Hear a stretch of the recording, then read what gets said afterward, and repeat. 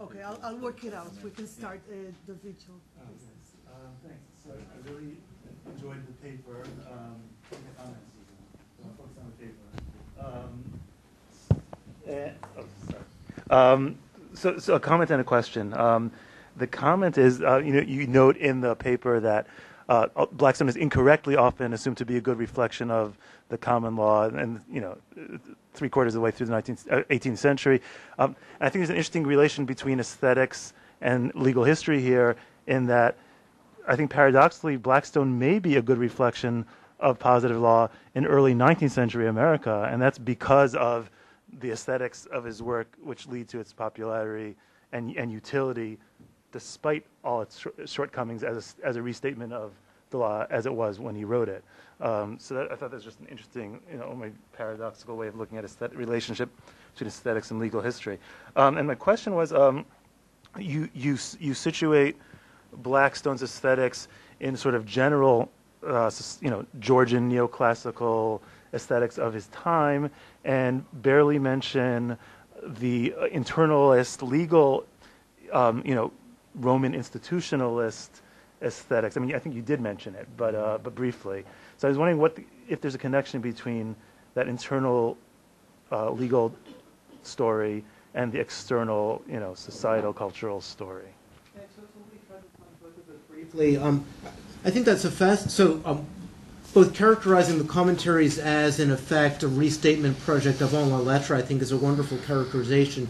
I'm not sure that I entirely agree with it, although I quite take your point. If you look at 19th century editions of Blackstone, what's notable is that it's constantly needing to be rewritten to be accommodated. There's the Pennsylvania Blackstone and Virginia Blackstone, etc. And I think you're surely right to say that he serves as the guidepost. I mean, otherwise, why would they be adapting him to Pennsylvania and Virginia to begin with? So I think there's a certain amount of truth in what you say, and I'll have to think about that some more.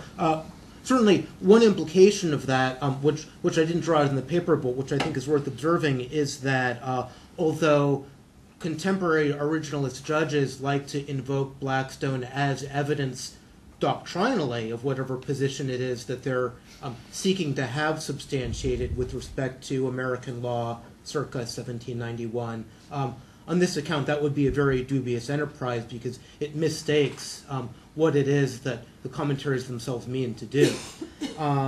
As for the institutional aesthetics, I think that's a wonderful and very difficult to answer question. He obviously takes the institutional form from Cook. Many people have observed better than I could how poorly it fits contemporaneous English law and how much he's forced to distort things, especially, I should say, in Volume 3 in order to make all of this work, so that what's now thought of as contract law and tort law is sort of mashed together in a sort of vague way in the third volume.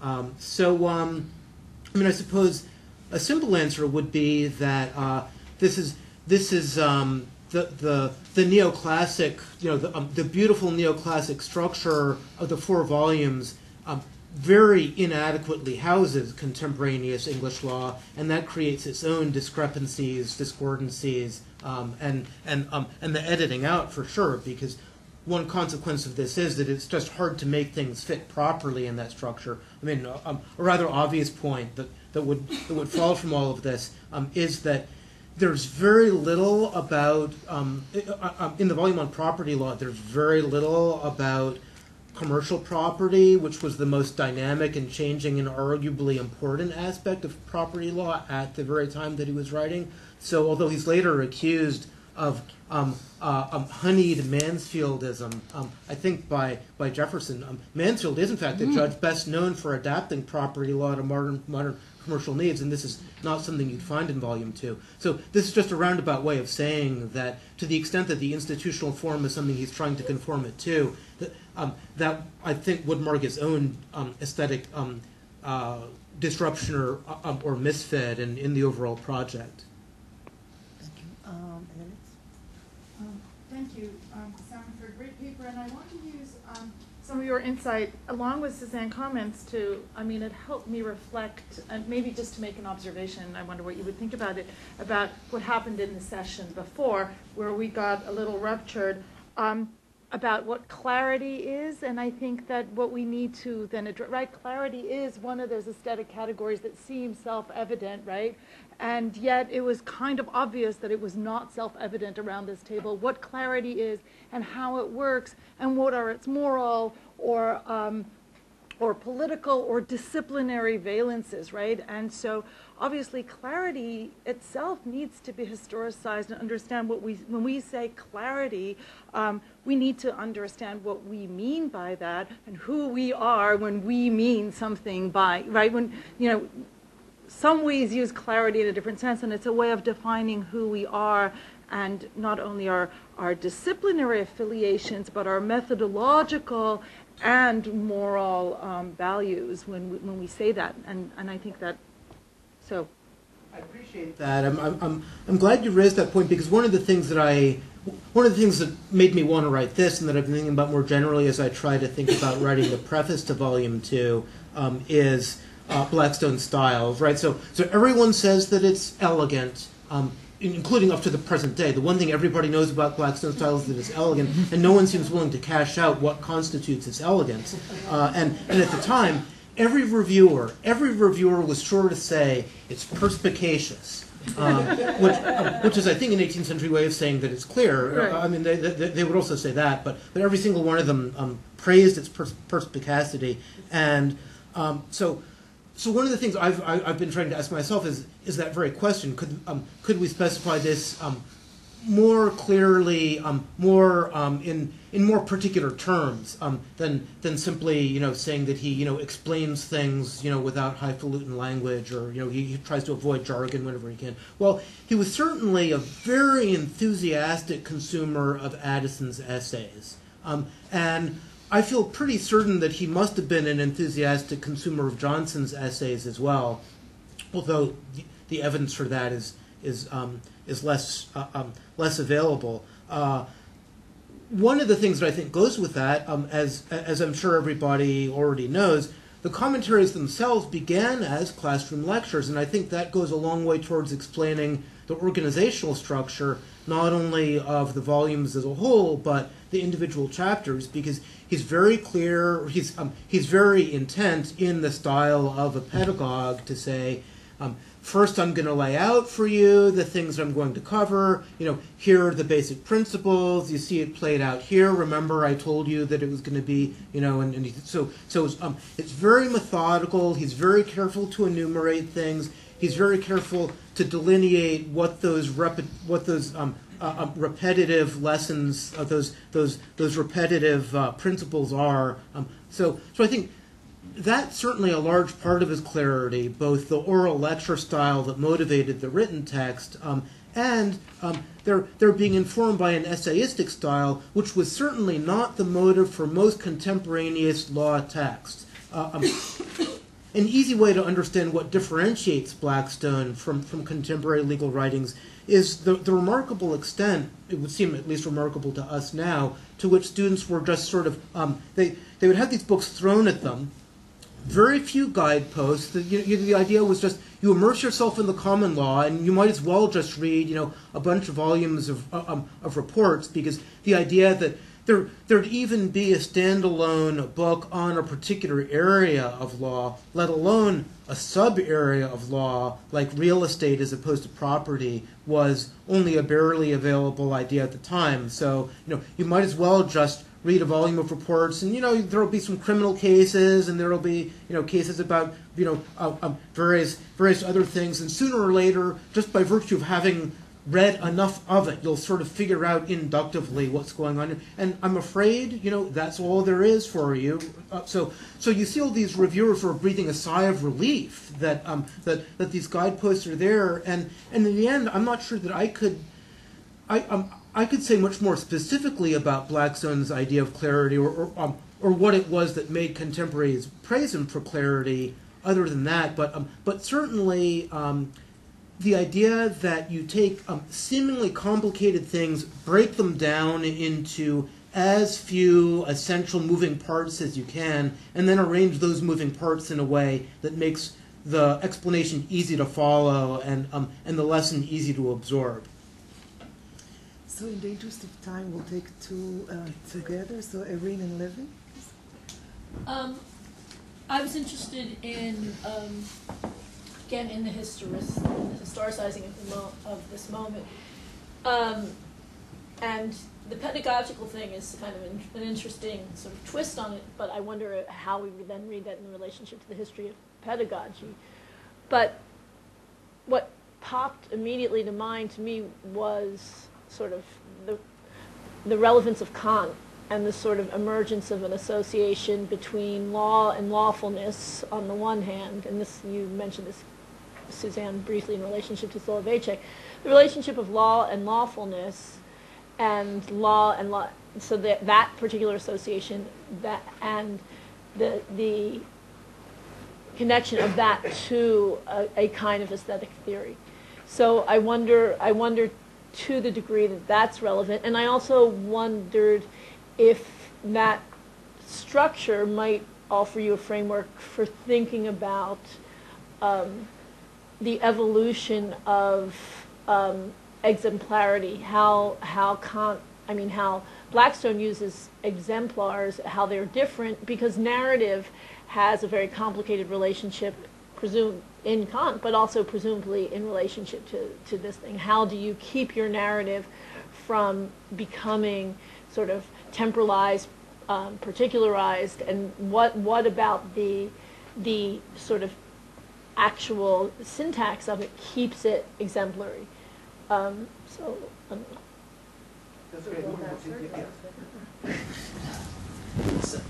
Thank you very much to both of you, to Simon and to Suzanne. Simon, I found your paper really enlightening, and I just want to share an observation with you that, and I think that Suzanne lets me say this because it's right in between your two comments. There's a very similar move in Jewish law where we have an original text, a code or a restatement, that then becomes populated by commentaries, and then we go through a process later on of trying to streamline those texts because they are difficult to deal with, which buys into what you were talking about, the aesthetics of the presentation. And in some ways we find it going through a cyclical, because then the new work then gets repopulated by new commentaries. There's one extra move that I don't think I saw in your paper, but in Jewish law then there's a question that gets associated with aesthetics, and that is the question of authenticity. And sometimes the less aesthetic presentation of law is considered to be more authentic, even though it's not user-friendly, not so accessible, but because of its gravitas and perhaps even because of its lack of accessibility or its lack of aesthetics, therefore it seems to be more authentic. So I think both of these were wonderful questions and observations. I'll try to deal with both of them. I think this idea that the rougher, more jagged text might be the more authentic one. That's a fascinating thought. One reason I take it that it's unavailable in law, although I'd be grateful. I'd be grateful for other thoughts on this. Is that think about how doctrinalists think about economic analysis exactly that way. Mm-hmm. Oh yeah, I'm saying more. I think this is actually better than what I was going to say. Doctrinalists will say, "Oh, economic analysis of law is fine, but all these conceptual puzzles that you've worked out have nothing to do with that, with the law, with how the law really is." Right, on the ground, right. So it's lovely to have these models, but in fact, if you look at how it actually plays out, right. Except that normally in law and economics, the next move is then to try to model how it actually plays out. I mean, whether that's a successful move or not, I don't know. But I think that's a wonderful suggestion, and certainly the example that I inadvertently gave of Christian's 1792 edition of Blackstone makes exactly your point, that once Blackstone has done this, right, then he has to be edited by somebody else. So that's certainly the cyclical aspect of it. If anything, I think that it tends to go in the other way, at least for most of 19th century law, in the sense that what Blackstone seems to have enabled is a whole series of treatises, which are treatises in the modern style on smaller and smaller areas of law. In fact, hardly anybody, again, tries to do this sort of vast, coherent organizing project that he does. But by virtue of having done this, he seems to have made it possible for people to focus on more particular areas. The first example of which is Sir William Jones's essay on bailment from 1781, which is by many thought to be the first modern legal treatise, and he himself represents him. He says at the beginning how indebted he is to Blackstone. So on this question of exemplarity, I think that is. So I'll just say, I have no good answer to that. I think it's a marvelous question because obviously law is bedeviled by the question more generally before Blackstone of what a case is an example of. And before Blackstone, I think people sort of thought they knew the answer to some extent, namely, it's an example of a doctrine, and to the extent that we know that the common law is out there independent of the cases, and the cases are merely evidence of what the law is, then you've got to read a whole ton of examples, and sooner or later you'll sort of get an idea of what the common law is or the law of that area. And after it's sort of organized for you in this way, and the cases are trotted out after the fact as examples of the principle that's been articulated in advance, the worry certainly might be that it's now beginning to look deductive rather than inductive, which it's most emphatically not supposed to be. So perhaps that introduces an interesting kind of tension between what we know the common law must be, inductive, and in fact, that's what's wrong with the institutional structure, right? What's wrong with civil law is that it is deductive, and if there's one thing that the common law isn't, it's that. So I think there are many more interesting things to say about the history of the example, especially with respect to its development in narrative, which I'm just going to hold off on for the moment, but ponder at much greater length. Thank you. Last question, please. Chris. And if you can be brief in yourself. Yes, for sure. Sure. I was interested in, because I'm interested in the question of any possible sort of relationship between Blackstone and Hogarth. I was interested in the reference you make to the analysis of beauty. Because it seems to me that, Hogarth is trying to do something rather similar, although he doesn't do it in the same way. You're right that Blackstone seems not to be enamored of the line of beauty, but the line of beauty is an attempt to state in one essential. As he says, he's fixing the fluctuating ideas of taste. The line of beauty becomes Hogarth's essential element. So the idea, and I also, after all, it's the analysis of beauty, which is almost contemporaneous with Blackstone's first, the pre-commentaries analysis.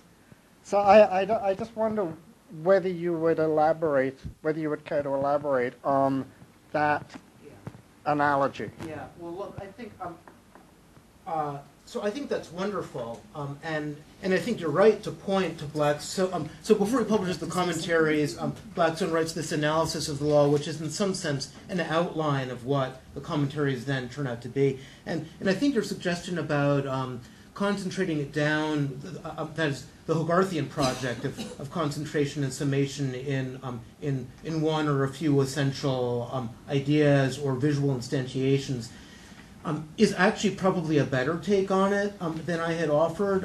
What it seems to me that the line of beauty seeks to do in its visual delineation as opposed to its motivation is to represent some idea of elegance in variation, of fluctuation, of reconciliation, which I suppose would make it more synonymous with the Blackstonian project, but but by portraying variation and even eccentricity, and that's what I take Blackstone not to be very enthusiastic about. Well, I think the line of beauty is it's Hogarth trying to express energy, movement. It's how do you take something which is essentially fixed, as is a painting, and express movement. So you take something like the March to Finchley, which is full of movement and yet it's fixed, and the March to Finchley is full of lines of beauty. So I take the analysis of beauty to be an attempt to render imagery in its absolute essentials. Blackstone is not doing this. Blackstone is not doing the same thing. I mean, he's not using the same form, but he's doing the same thing, it seems to me. I think that's wonderful. I completely agree with you. Something else is going. Thank you. We're going to stop here for this session, so thank you very much for wonderful